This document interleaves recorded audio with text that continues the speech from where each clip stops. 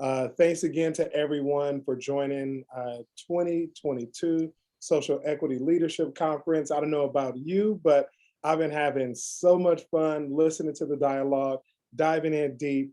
And this particular conversation is going to be a very fruitful and inspirational opportunity for each and every one of you. So I would love to welcome you to Leveraging Academic Centers and Institutes for Community Engagement and Impact. Today's amazing speakers, I'm gonna let them introduce themselves, but first and foremost, I'll introduce you to myself. I'm Derick Brown, Senior Director of the Leo T. McCarthy Center here at the great University of San Francisco.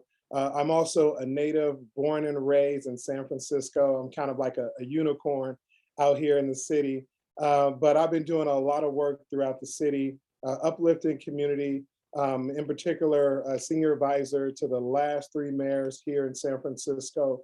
And then prior to coming to USF, I served as senior advisor to the chief of police and liaison to the mayor's office. My primary role has been to uplift community, but also look at ways that we can bridge our communities together for change. That being said, I would love to pass the mic to a few of our presenters as well, so they can just give us a brief snapshot intro of themselves. So first and foremost, not only is she a panelist, but she's also a co-chair of this amazing conference. So Agatha, I'd love to pass the mic to you to give a little intro. Thank you so much. And again, I want to thank everyone for just taking time out of their schedule for joining us for this amazing conference. Another thank you as well to our sponsors, to the individual donors that made this a reality. So I'm Agatha Caraballo. I serve as the founding director of the new Maurice A. Ferre Institute for Civic Leadership at FIU, Florida International University, in the Stephen J. Green School of International and Public Affairs. Maurice Ferre was the former mayor of Miami from 1973 to 1985, first Hispanic-born, first Puerto Rican-born mayor of a major American city, and is really renowned for his vision of Miami as, the father of modern Miami and a metropolitan area, but more importantly known for his statesmanship and servant leadership. So our program is really designed around academic research and community programs to promote civic engagement and leadership, community infrastructure, and social justice. And with that, I'm going to pass it to one of my fellow planning committee colleagues, Dr. Vanessa Lopez-Littleton, to introduce herself. Yes, thank you. This has been an amazing conference, and I'm excited to participate on this panel. I'm Vanessa Lopez-Littleton. I'm an associate professor of public administration and nonprofit management. I'm also the department chair of Health, Human Services, and Public Policy at California State University, Monterey Bay. And beginning in the fall of this year, I will also be the director of the Helen Rucker Center for Black Excellence at Cal State Monterey Bay. And this, it's just a phenomenal opportunity to champion one of our civil rights heroes. She's still alive, she's still living, but she is just a phenomenal person when it comes to advancing civil rights on the Central Coast in California. And so I'm very honored to serve in this capacity. And I'll pass it along to the next speaker. So thank you. I think it's Philip Barnes, I'm sorry. Philip. Yeah, so hello everyone. I'm really happy to be invited to join this panel. Really excited for this conference, been great so far, and looking forward to the conversations that we're going to have on this panel, and then also tomorrow for the rest of the day, and then into tomorrow. So thank you very much for the invitation, and it's an honor to be here. So my name is Philip Barnes. I'm with the University of Delaware at the Biden School.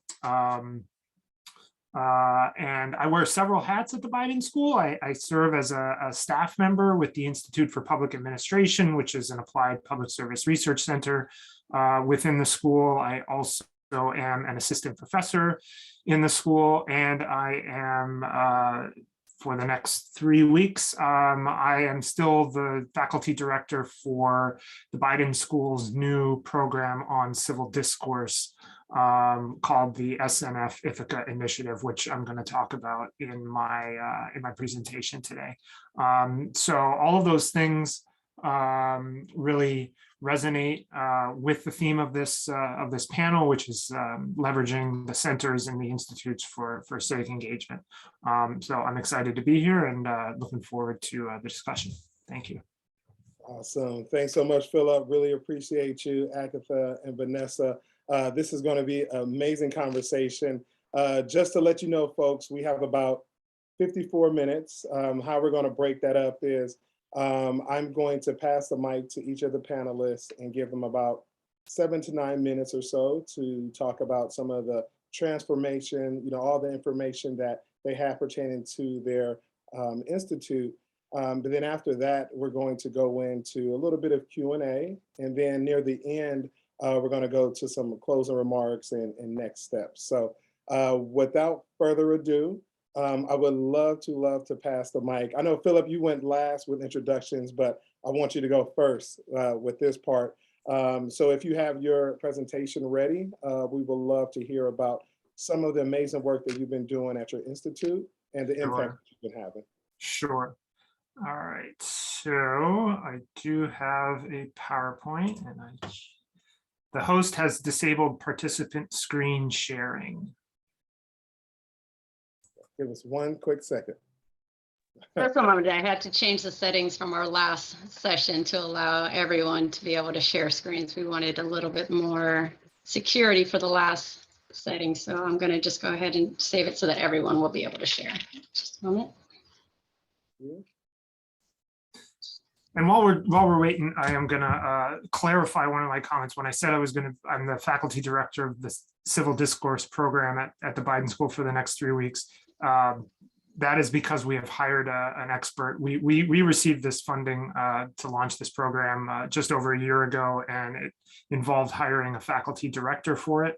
And as we waited for that hire to be found and the offer to be made and accepted and onboarded, the dean of the Biden School asked me to lead that program. So that's just a bit of a clarification on one of my earlier comments. But I'm going to talk about it today, and I'm excited to do that as well. No problem. Are you able to share now? Yes. Awesome. And share. Okay, here we go. All right, we all seeing that? Yeah. All right, so I was thinking about the title for this talk, and you know what I'm going to do? I'm going to time myself because I don't want to go over time. I am very mindful of. Okay, I'll give you a reminder as well. Okay, all right, thank you. So I thought about titles for this talk, and one of the things that I kept coming back to, the University of Delaware is a land-grant institution, and with land-grant universities in the United States, there is this higher level sort of public benefit charge and charter to land-grant institutions. And so I titled this talk Land-Grant Impact Civic Engagement at the Biden School. And it's not exclusively, the civic engagement isn't happening exclusively through the Biden School, but at the University of Delaware, but certainly as the primary school of public affairs and the largest institution by far in the state of Delaware. We do have some efforts and engagement in this area. So our charter, as I said, being a land-grant institution, does come with certain responsibilities for the public good. It's written into our charter. Of course, there is a complicated history with land-grant institutions. The land that the institutions occupy is formerly the ancestral homes of the Native American communities. In our case, in northern Delaware, it's the Lenape tribe, and in southern Delaware, we do have university satellite campuses and property. It's the Nyorcos tribal nation. So although we are a land-grant impact, I would argue this is for a separate discussion, but we haven't fully grappled with our complicated history, as is common with many land-grant programs. So the University of Delaware, just a quick overview. These are all of our schools and colleges. The Biden School, as you see here in the top left, that's where I sit. We are the Professional School of Public Affairs at the University of Delaware.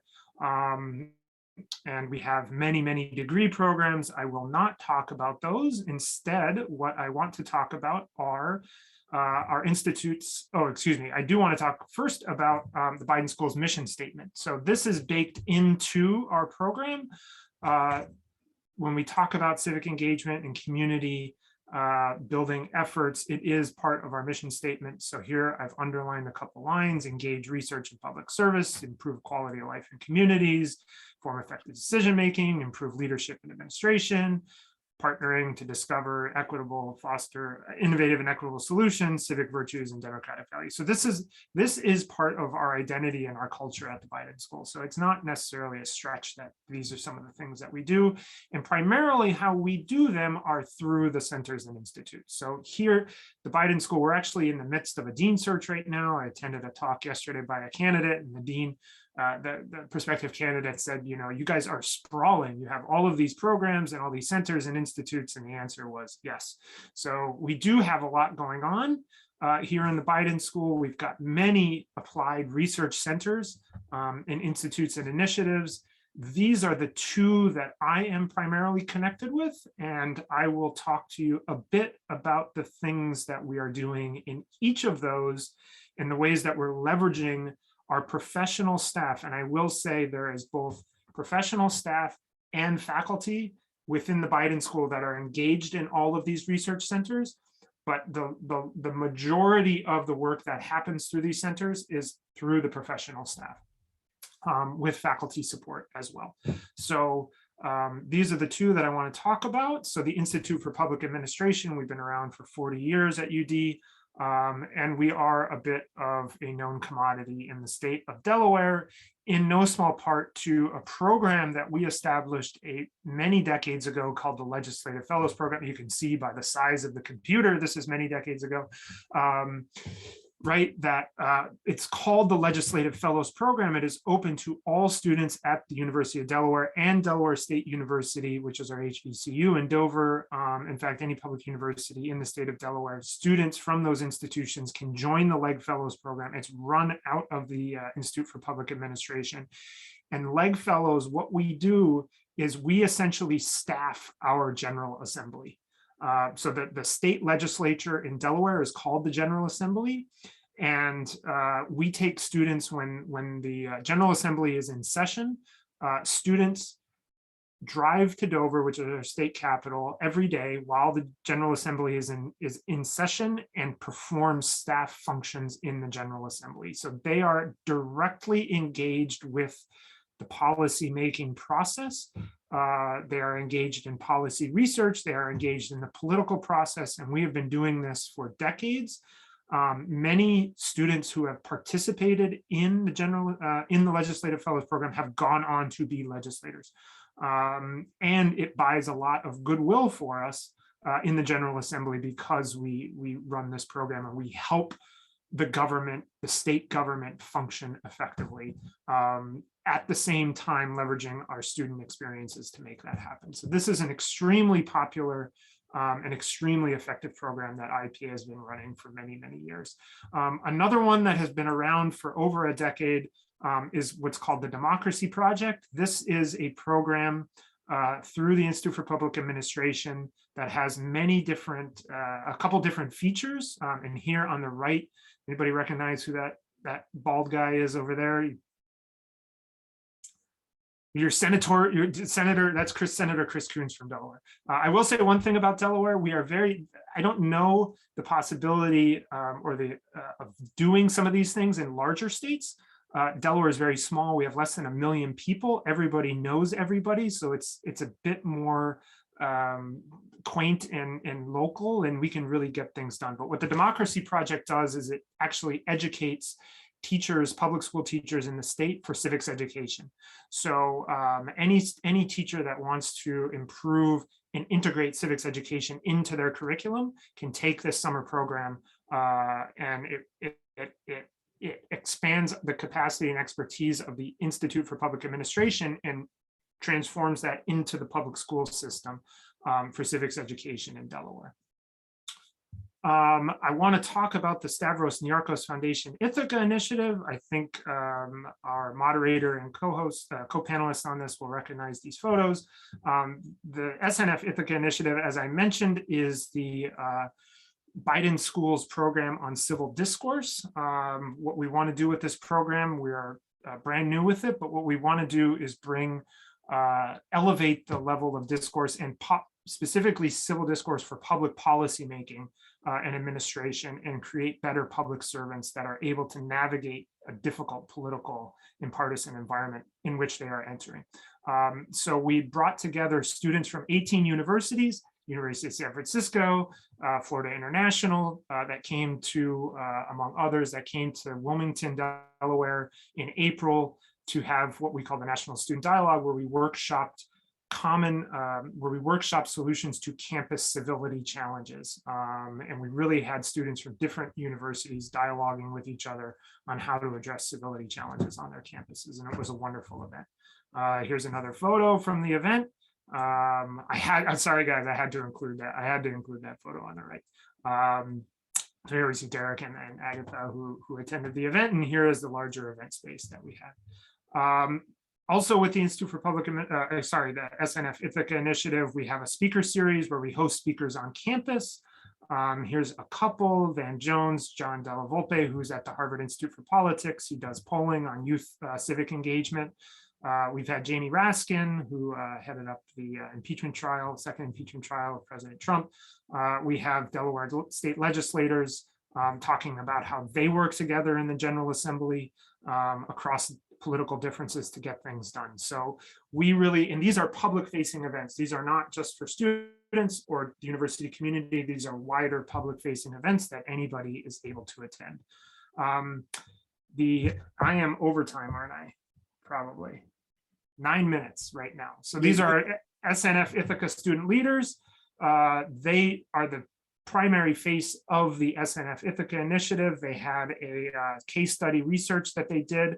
On the right here is a photo from a hate group that visited UD's campus while the student leaders were getting settled, and they ended up doing a case study and going out and communicating effective strategies for dealing with this to the wider community. And the student leaders also get to meet some of the invited guests that we have. So here we see the student leaders with Van Jones and John Della Volpe. And my final slide here is that this, as I said, yes, we're a land grant institution, but it is baked into the Biden Schools culture. Some faculty at the Biden School wrote an article over several decades ago now called the Delaware Model. This does not sound new to anybody, but at the time, the Delaware Model, where students and faculty work together on research that advances the public interest and improve the lives of communities and promote civic engagement, that was a more novel idea in 1997. And so we like to think of ourselves as innovators in this space. Not so much anymore because this isn't new, but we're looking to expand, hopefully through the Ithaca initiative, and update this for contemporary times. So with that, I will stop and end it. Perfect. Philip, thank you so much. Like I say, I know we all have tons of questions as well. Love the presentation. Also, FYI, in addition to our students going out to Delaware, really enjoying the discussion, you guys also have students from Delaware at USF right now. We have our partnership, the Equity Internship Program with the University of San Francisco, University of Delaware Biden Institute, and the YMCA of San Francisco. So we have 7 of your students out here participating in our program and living on our dorms with our students as well. So look forward to sharing more to you all about that. I know time is running, but we're looking good on time. But next up, I would love to pass the mic to Vanessa. Thank you so much. So I didn't make a presentation. I thought I'd just kind of talk through a couple of things that thought were important. And so as I get started, I was thinking like on a personal note so that you can know who I am beyond my titles at my university. My area of expertise is really in health equity. I'm a registered nurse, but I do a lot of work on the policy side and also out in communities. So really trying to understand what factors create disparate outcomes. And so I've been doing this work since about 2007 now. Well, no, longer than that, probably about since 2000, so a long time. And so I'm super excited about this opportunity to really begin to center my work in a real and meaningful way that's impactful and connected to the community, which is why I joined this panel, because I saw that we were focusing in on centers. And I look forward to having a conversation about the importance of centers and institutes in really connecting campuses with those communities that we serve. And so one little thing about Helen Rucker, she's a retired teacher and a librarian, and of course, a longtime community activist on the Monterey Peninsula. But we also have something in common. We're both from Louisiana. She's from the South and I'm from the North, but we both made our way to California. And so for that, I just feel like this deep connection to the work. She's 89 years old, but she's very vibrant and she's still doing the work in our community. Earlier this year, we honored her with the honorary doctorate. She was on stage to receive that degree. And so it always just does my heart just so good to see people receiving their flowers while they're still here among us. And so this has been a very turbulent and trying time in our society. And so just to be able to honor people who've been doing the work, I'm grateful to my campus for acknowledging and honoring that. So our Center for Black Excellence will focus on not just on students, which is how it started. We were called the Center for Black Student Success, but we changed it to Black Excellence because we realized that faculty success and the success of our staff is also important to student success. And so we have to figure out a ways to really honor the people who are doing the work in our, on our campus. And so for us, this connection between town and gown is so important because one of the things we're dealing with at Cal State Monterey Bay is the declining student enrollment. In our catchment areas, which includes Santa Cruz County, Monterey, and San Benito County, African Americans only represent about 3% of the population. A lot of our students come from Southern California. And so our recruitment efforts, the way that we engage students, the work that we have to do to support them, because many of them are away from home, some of them for the first time, it looks and feels sometimes a little bit different. A lot of our students live on campus. This is a residential campus. Over 50% of our students live on the campus. So we do have a living learning community that we recently started to be able to support our students. So we've been, and we are a Hispanic serving institution. Most of our students who come to our campus are from this local area.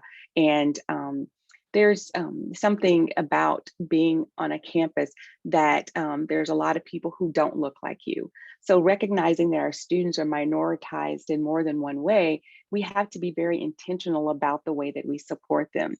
And our center grew out of the need of seeing what we have, something called OC3, our Outer Cross Cultural Center, where we have like this one-stop shop for all of our students, LGBTQ, the Latinx students, all student populations are being served by the same group of folks. And we felt like that was not an appropriate model for our students who were really not feeling a sense of belonging on our campus. So the work that we've been doing now since think about 2018, and when we started this work, we didn't have any funding. So now we've been able to secure funding, secure, people to support the work. We're doing it, but we started off with nothing, right? Other than people who were just committed to making things better for our students. And so the work has driven the success. Two projects I'll talk about. One is the Mandela mentoring program. So we mentor our students. So we connect them with Black faculty, Black staff, So throughout their matriculation, they have someone that engages with them in a high touch way. So face-to-face meetings, Zoom meetings, like whatever our students need. We also provide book vouchers so that they don't have to worry about, the expenses of paying for books, and even like computers and technology upgrades and resources. We provide those funds to be able to cover and support that work. And then we have what we call the African Heritage Research Collaborative. That's a research collaborative or a research lab that I work with one of my colleagues out of the College of Education, and we support and engage students in research. We've been really lucky in that right now our students receive $5,000 a year in scholarship money to participate in that research lab. We work on community projects. One of the ones that we're working on right now is really trying to understand vaccine hesitancy in the Black community. And so we did a survey. We're in the process of doing focus groups, and our students will have access to that data that they'll be able to use when they go on to grad school. So the data, anything that's produced out of this lab becomes a product of the lab, and students, no matter if they're still matriculating, graduated, or going over to another campus, we still allow them to, have access to all the data and information. And so I'm going to stop my comments there, and I look forward to responding to your questions and letting you get to know more about what we're doing, and more importantly, why we're doing it, because this is a really pivotal time in our society where these counter narratives and people being able to see the brilliancy of other racial and ethnic groups, it's so important. It's so pivotal right now. And so anything that we can do to shine a light on Black excellence, we want to be able to do that. So thank you for your time. Absolutely. Well said, Vanessa. Thank you so much for your comments and the extraordinary work that you are doing and continue to do. And I know I have a bunch of questions. I know our audience does as well. So looking forward to throwing out some of those questions to you all near the end.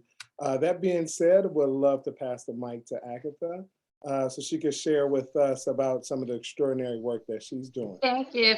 And just as a warning, it's storming really bad over here, so I'm hoping my internet will hold out. But if you guys see I start to falter or drop off, that's the reason why, and I'll try and come back as quickly as possible. So yeah, really excited. I had an amazing time at the University of Delaware in bringing a group of students, and again, connecting and being able to meet Derick in person. Vanessa, I can't wait to collaborate with your center. That's amazing, the work that you're doing. I do have an old PowerPoint that I'm going to recycle to share, just because with everything with the conference, didn't have a chance to update everything, but did have a couple of things I just kind of did want to highlight as well. So as I kind of mentioned, the Frey Institute is fairly new. We actually just celebrated our 1-year anniversary in May since our launch. It was based on a gift agreement with the Maurice A. Frey Foundation. So their initial $2 million gift went into a building fund. So our space is actually under construction and won't open until spring 2023. So a lot of our programming that we've been doing in the meantime is virtual. That's me, really having this pleasure to serving as a founding director, and also still teach in the Department of Public Policy and Administration as an associate teaching professor. So as I kind of mentioned, right now, while we're waiting for our space to be open, starting last summer, about a month after our launch ceremony, we launched what we call our Civic Leadership and Service Series. This was a webinar speaker series where we would invite students, faculty, community members. They're open to all. You can scan the YouTube channel to go and see some of our speakers. That's also the YouTube channel where we're going to be uploading all of the recordings from this conference. So we'll definitely be sharing that playlist there. Another thing that we did was we launched our fellows program. So I was very fortunate that until I was able to hire my amazing coordinator, Amanda Knapp, who's running lead in the main room, it was just me, but I was really fortunate that I had this great group of students who just kind of rallied around me and the Institute. As soon as they found out about it, they really were excited to get involved and to find out how they can get, make a difference. So what we started doing is we started a fellowship program, and starting in fall, we're launching 2 certificates, an undergraduate certificate in civic leadership and engagement that's open to both degree and non-degree seeking students, and then a graduate certificate in public management and engagement. Both of those projects require that students put together a capstone project, a service learning project. So either serving in a leadership position, let's say in a student organization or with a local nonprofit, or for example, with an advisory board with a local municipal government.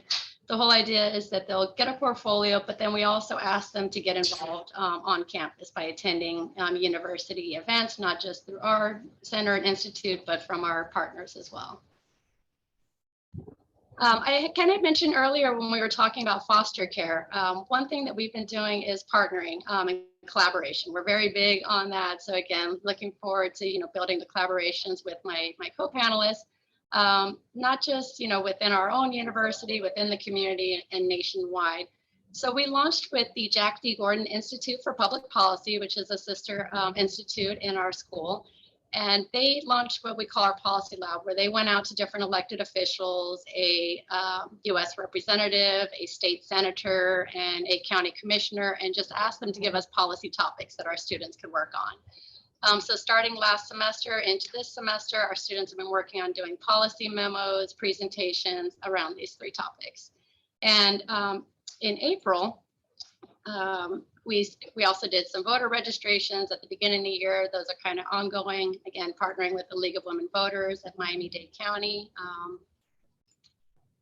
I'm really excited about this one. We brought a group of students up to the University of Delaware's school, and this was an amazing group of students, all undergraduate students. We had a sophomore, 2 juniors, and a senior. And they were kind of left to let me bring my daughter, my 18-year-old daughter along, who's going to be an incoming freshman. And I know the students just had an amazing opportunity, thanks to the generous support of the University of Delaware. This was at no expense to the students. So we really tried to prioritizing finding students who might not have otherwise had the opportunity to travel during their studies. And I just know the feedback that we got from the students was amazing. So we're always looking for opportunities to help our students engage, build their professional networks, and learn. Back in April, as an extension of that policy lab, we partnered with Emerge Americas, which is a big technology conference here in Miami, and they gave us a booth, and we launched this project called the Super Citizens Project. This was a community coalition where we reached out to other anchor institutions, Miami-Dade College, Barry University, Florida Memorial, well as nonprofits like the Children's Trust, United Way, and others, and I'll drop a chat in the room. But the whole idea is to get our institutions, our nonprofits, our government partners, such as the Miami-Dade County, and individuals, inviting them to be a part of our policy lab and task force to help advise students and to provide mentorship. This is a project I'm really proud of because my intern last summer worked on this. She helped us to create a library resource page to learn more about the life and legacy of Mayor Ferre. So not only do we have information about Mayor Ferre, but also resources for students around our key areas of civic engagement, community infrastructure, and social justice. Because Mayor Ferre was also born in Puerto Rico, we are also going to be launching a Puerto Rican studies program in the future.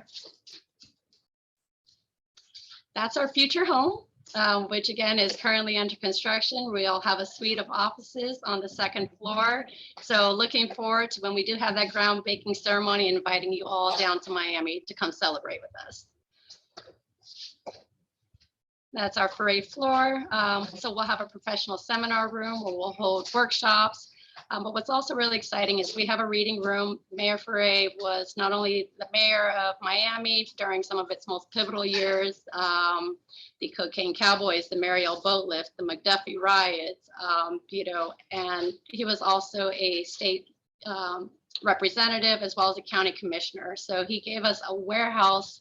The family gave us a warehouse of his artifacts and books and papers. So we'll also be having exhibits in our reading room from that collection.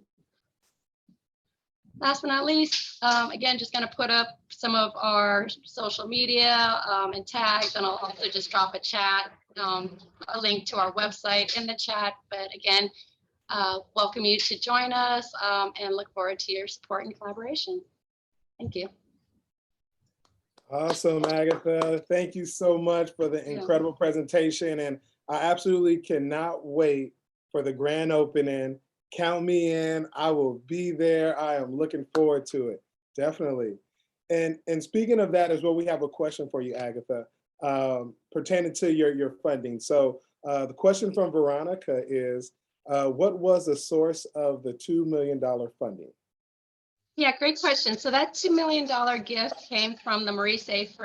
Family Foundation. So that was a family gift. They also pledged to raise an additional $3.5 million for an endowment. So the entire gift agreement was for $5.5 million. But we are also seeking other sources of funding. I actually just met with a philanthropist the other day and put in a big ask for $100,000 for scholarships. So fingers crossed. So, between philanthropic gifts from individuals, foundations, individual donors, grants, we're exploring all options. And I'm learning from Derick. So. I was about to say, we're learning from you. And as we know, like running centers, running programs, things of that nature, all of it costs. And I know for me, that's been some of the tough things to do is raise funding. Luckily, this past couple of years, that I've been here at the Leo T. McCarthy Center, we've been doing very well financially. But prior to me coming here, like it was really tough financially. We were forced to cut a couple programs. We lost a couple folks. Since I've been there, we've been able to bring folks back and bring our programs back. And in addition to that, expand as well to new programs like the program that I mentioned a little earlier, Equity Internship Program. But I know raising funds is definitely tough. But besides raising funds for all of the panelists, I know the work we do is, tireless work. We're doing it nonstop. We're running programs, we're running institutions and things of that nature. With all of that work, like what continues to inspire you to do the work that you're doing day in and day out? So let's start with Vanessa, and then go to Philip, and then you, Agatha. Yeah, thank you, Derick, for that question. I think as a Black person, no, teasing. I see myself in these in the students that we serve. I started my college experience at the University of Alaska in Fairbanks. So needless to say, there weren't a lot of people who look like me. I remember being in the chemistry class and the biology classes because I was a nursing student. And there was just one other Black person. Her name was Betty, and I wonder where Betty is. I don't. After I left Alaska, I lost touch with Betty, and so it would be kind of cool because she was really funny. She was very hilarious, and she kept me laughing and kept me really focused. She was an LPN at the time, and so really helped me to be able to hone my skills and to stay in there and stick with it, even though the coursework was very tough. And knowing that our students have these inherent experience in our academic institutions and environments, some of which we come out of our K-12 systems traumatized. And so I've only just begun to kind of learn and understand how these things affect our students in our classrooms and in our society. And so preparing our students to be able to tap into that resilience, that's what, just kind of keeps me focused and keeps me, energized to do this work. I wake up every day with a hope and a thought that one little morsel, something I said, something that I did, gave someone the encouragement, the strength, the knowledge, the wherewithal to do something great or excellent. I try not to pour into mediocrity, but sometimes if that's all you got, my sister, if that's all you got, my brother, I'll take it, right? But I do believe in pushing hard. I do believe in waking up early and getting stuff done and staying up late until it's done. And that comes out of my military background. I know that. But my passion and my will and my commitment really comes out of my nursing background. I'm really about survival, and I'm really about equity and fairness right now. So thank you. That's amazing, Vanessa. Thank you so much. And to Philip and Agatha, as you think through the question that I put out there, I know Jessica added to that. How do you stay hopeful when having to navigate, pushback and moving efforts and initiatives forward? So Philip and then Agatha. Yeah, so I'll just say in answer to the first question, what motivates me, really the students. I think there's no shortage of pressing serious, complex challenges that our country, our communities, and our world are facing right now: climate change, racial injustice, attacks on democracy, and an epistemological crisis. So there's a certain endearing naivety that students have that really is rejuvenating in a way that sort of the depressive side of my brain needs. And so that's what motivates me. And also just understanding the nature of these challenges, that there's no rest for the weary. So, get it done, or don't, or move aside and let somebody else get it done. So that's what motivates me. To answer the question that came, Jessica's question in the chat, how do we stay hopeful? As I said, just you either do it and lead and deal with the consequences of mistakes, if you make them, and move on and learn from them, or you just get out of the way. You don't want to rush things, and you don't want to push. You don't want to push where pushing isn't warranted. But sometimes you just do have to push and not let roadblocks or gatekeepers stand in your way, because we are talking about the lives and experiences of communities that we purport to serve. And so, if we're not doing that, then what are we doing? So, a little bit of diplomatic aggression, I think, is probably the way to move forward with some of these things. Yeah. Thanks, Phil. I really appreciate it. Agatha?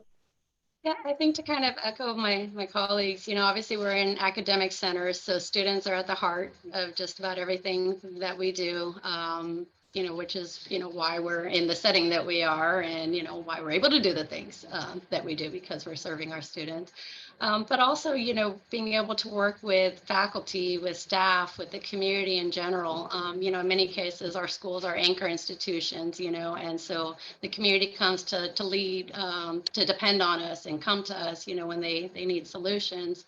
And I think the biggest thing is knowing that, while in some cases we're maybe not dealing with life or death issues, we definitely have the potential to definitely impact somebody's life. I recently got an invitation to one of my first students that I taught over 12 years ago, who then went on to a PhD program and is now finishing. And, those little recommendations, those little connections, helping to, you really can make such an incredible impact in somebody's life. I know others have poured into me, so being able to then pay it forward to others.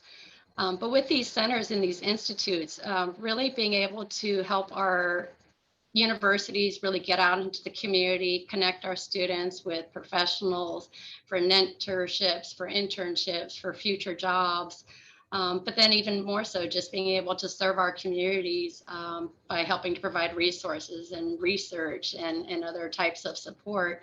I always say I'm extremely fortunate and blessed to do what I love and love what I do, and hope that I could inspire others, to do the same. Thank you, Agatha. No, I really, really appreciate it. And just even listening to this conversation absolutely brings me joy, gives me that motivation. And that just quote Jessica, she was saying, just thank you for inspiring her, as well as that push forward. And we all need that push. And I think with the work that we do day in and day out, we've been doing this for so many years. Is it, to the panelists, is there anything that still surprises you about the work you're doing or the feedback you've been receiving? So I guess one or two of you can answer this, and then we'll go to the next question as well. I'm still a relative newbie. I'm only a kind of year in, but I guess it's been kind of the most exciting and revealing thing to me over this last year. So even though I have a gift agreement, so I have certain milestones and certain expected outcomes, really being kind of given a clean slate, and being able to build a foundation and build programs. And I think the big thing is being able to bring in students and hear from their ideas and what they'd like to see, and what programs, and then really kind of supporting them. In many cases, some of our students have really taken the lead on many things. One of my inaugural fellows, Louis Moros, he went up to Washington, D.C. for an FIU DC fly-in. We have a location up there, and decided while he was up there, he wanted to go and advocate for civic literacy. So he reached out and set up a meeting with Congresswoman Rosa DeLauro from Connecticut, who was one of the sponsors of a bipartisan bill. That meeting alone ended up becoming an internship for him. So, a lot of times by giving students these platforms, we can really help them to make incredible gains and really make an impact out in the community, in the world. Thanks so much, Agatha. I really appreciate that. Vanessa? Yeah, so I'll chime in. One of the things that I was thinking, I come to this conversation having worked at a historically Black college and university, which was Grambling State University. I worked at a predominantly white institution that's now Hispanic serving, which is the University of Central Florida. And now my current institution, which is a Hispanic serving institution where most of our students are Latinx students. What I love about this work is this is what I feel like we should be doing as academic institutions. Kind of like what Agatha talked about is that need for town and gown. It's that connection between universities and the purpose of a university and the communities that they serve. And so what I love about this work is that I get to have an idea about something that can make a difference, and then I get to do it. Like, that to me is just so cool. And then building off of that, like with students in research, when we meet with our students at the beginning, in the fall, at the beginning of the year, we say, what do you want to do your research on? Like, and then it's not that we tell them, well, go off and do it. No, we build a team. We have we do a collaborative research projects, right? So that you have at least 3 faculty mentors on that research team. You have other students, you have grad students and undergrads, and everybody's involved and everyone is engaged. And it just works. And it works because this is what students want to do. And so I think it's one of the challenges sometimes we have in education is people don't get an opportunity to set the course. Like, you walk into a class, the professor already has the syllabus ready to go for the entire semester, right? You don't get to go in there and say, oh, you know what? I think I'd like to do this. Right?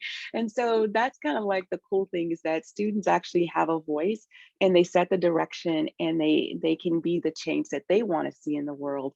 And it just doesn't depend on me and my old way of thinking and being. So I love this space, and I'm looking forward to working more with Agatha because I'm like, I want a building, but anyway. Yeah, Vanessa, you and me both. I'm manifesting it for you. Yes. No, I wish that I know, Vanessa, one point that you made is that I really appreciate is like you're saying, if you're working with the students, you're thinking about something and actually doing it and creating it. Case in point with a program that I'll be launching this fall called the Rising Dons Mentorship Program. And it was, meeting with students, and they were like, wouldn't it be cool to mentor some young people in the community, 6th grade, 5th graders, etc. And we're like, let's just do it. Let's just create it. Let's, a student created the name of the program. We're gearing up to launch it this fall. And this was just a conversation that we had. And it's like, all right, let's put it to practice. Let's develop it and let's do it. And it's something that we're really excited about. And for me, that's some of the work that I absolutely love to do here at the center, here at USF. So Vanessa, thanks again for bringing that up. I really appreciate that. And Philip, do you want to chime in before I go to the next question? I'll just say one of the things that has surprised me is just the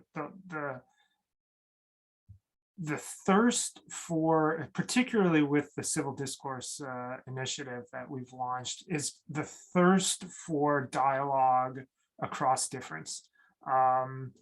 Students overwhelmingly, contrary to the narratives that you may hear in popular media sources, overwhelmingly want to get out of, recognize the existence of political bubbles that they find themselves in, and are thirsty to dialogue outside of those bubbles. And what we're trying to do is create those opportunities for the students. And when they do arise, it's enlightening and insightful, and the students really grow as citizens when they're able to have those types of conversations. And it shouldn't be such a magical thing, right? Like it's crazy that type of engagement needs to be facilitated, but it's something that a year ago, before beginning this, I didn't appreciate until I saw it and experienced it for myself. But so that's been really, really surprising, is that kind of civic engagement opportunity where students are simply able to talk to somebody who has political views that differ from their own. Amazing. Thanks so much, Philip. And I know, like I said, we're flying through time. We only got about 10 minutes left, so just time check. I want to put out one more question, and then after that, we'll move into closing remarks. But the last question goes to you all. What's the proudest moment of the work that you've been doing, and why?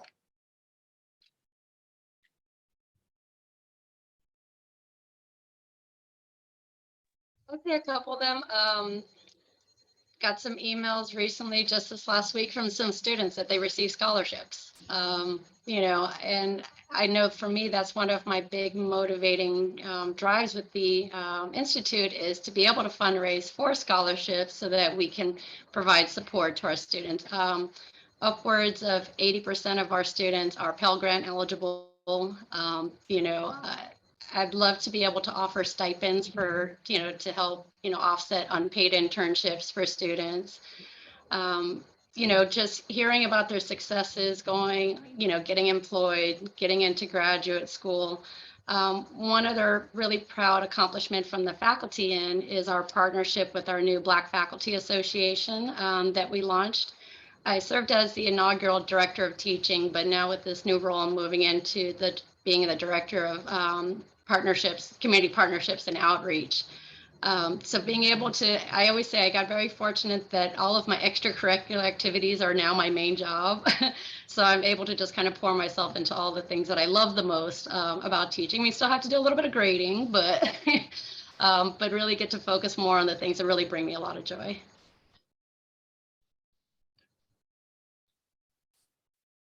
Thanks, Agatha. Appreciate it. And Vanessa or Philip, either one of you guys can go first. Yeah, I'll chime in. I think for me, thinking back since 2018 in our research lab, we've had about 25 students. They have all persisted to graduation, or they're still matriculating. I think we just have one who's doing a study abroad now, but that's still matriculating. So I don't know. I think that's beast mode, right? That's what we want. We want our students to be engaged and to graduate.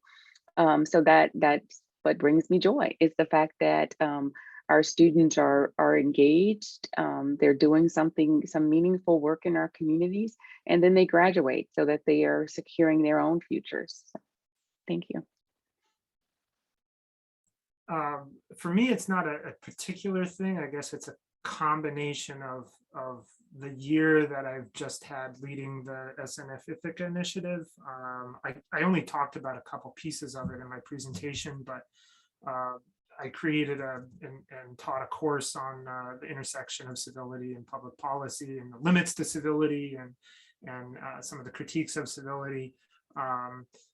We have the student leaders program, we've got the events, we have the national student dialogue, and I think that what we've been able to do, myself and my colleagues at the Biden School that have helped to manage this program, has really, I wouldn't say met the goals of what we have established for the foundation that's funding this. We've actually exceeded those goals, and that is something that I think is very positive, and it's, again, it wasn't that difficult. There's appetite and thirst for it, and it found its way on its own. I mean, we were guidance, right? We provided guidance and steward this initiative forward, but there's such an appetite and thirst for it that it was not terribly difficult to exceed the goals that we established for ourselves.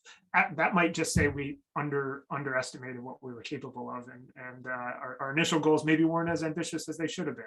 That's also a possibility. But yeah, that's one thing that I'm particularly proud of. That's amazing. Thank you all so much for sharing. And I guess I'll share a little bit about some of the work that I'm proud of. In particular, it's really just bringing folks together.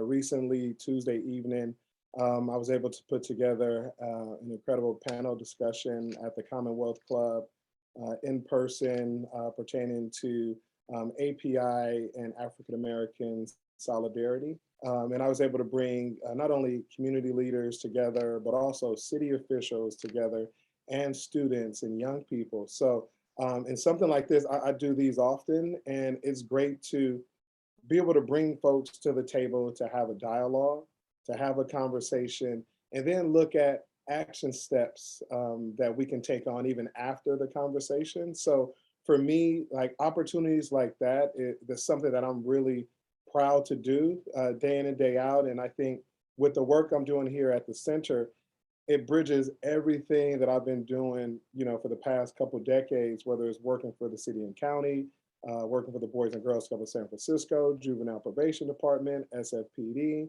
but really just, it's been an amazing opportunity. And since I've been here like close to 2 years, I pinch myself each and every day because I really get paid to do some amazing work. And like we all touched on as well, like if you see day to day what I get paid to do, you'll be like, are you serious? And it is beautiful. And, just going to different spaces, working in the community and going to events and bringing folks together is an absolute labor of love. And having conversations like this that we're having today is an absolute labor of love. And I know we all can go on and talk for hours. And I know all of us audience, we can listen for hours, but unfortunately, we only have 3 minutes left. That being said, I would like to pass the mic to each of the panelists to offer just some, closing remarks, whatever's on your mind, whatever's on your heart. Definitely would love to pass the mic to you. So you have about 30 seconds to a minute to give us some final words. So let's start off with Philip, Vanessa, and then we can end with Agatha. Sure. So again, let me just say it's been a pleasure joining this conversation. I really appreciate the invitation and the opportunity to talk and engage with all of you. Words or closing remarks. I mean, as you said, Derick, this is a labor of love. It's kind of ridiculous that we do get paid to do the work that we do and have it be so rewarding and gratifying. With that said, there is so much that needs to be done on many of the issues that I've identified and in promoting equity and justice and seeking outcomes that benefit communities. And so there's no rest for the weary. There's only pushing forward. It will never stop. And the work that we do with the students is critical to that mission. The work that we do with the communities is critical to that mission because it has to be sustained. So I'll leave it at that. Yeah. Thanks so much, Philip. Really, really appreciate that. And we probably have about 2 minutes left. So let's go Vanessa and then Agatha. All right, thank you so much. So this has been a great panel, and thank you to Derick for moderating this conversation. So centers and institutes are the lifeblood of a campus. They are what bridges theory to practice. My work is really about advancing us towards a more just and equitable society. As a faculty, I would not otherwise be able to do this work in a systematic way. Me as an individual, yes, I can go out, I can get grants, I can do the work in the community, but being able to have a center or have an institute that really, it's about that longevity. So if I leave, the work can continue in a really meaningful way. And so that's what I think the value and the brilliance of having these centers and institute. also, it's this notion of being able to honor people. Too often, I think that folks are overlooked, the ones that are doing the work in our communities. It doesn't have to be the big name people or the people with the deep pockets. We need to figure out ways to honor people who represent something to the community. And I feel like that's what our center does. It's identified someone who's been a philanthropic donor, who supported us financially, but someone who is actually a beacon of hope in our community. And my goal is just to be able to honor her and honor other people who've really been doing the work in our community. Thank you. Awesome. Thanks so much, Vanessa. And Agatha, you have our final thoughts. Well, I know I have to close this breakout room soon. So in the meantime, I'll take an extra minute. No, I just want to say thank you again just for joining us. And please join us literally by supporting these academic centers and institutes, in some cases, either the ones that are right in your backyard or, anywhere across the thing now that we're virtual and we have this opportunity.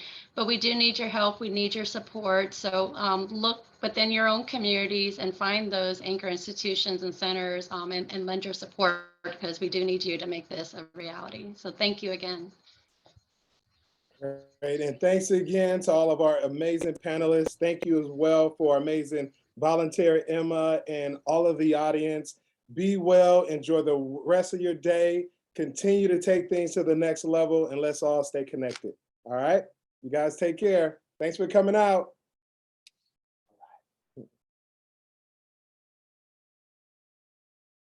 So right now, everyone is just coming back.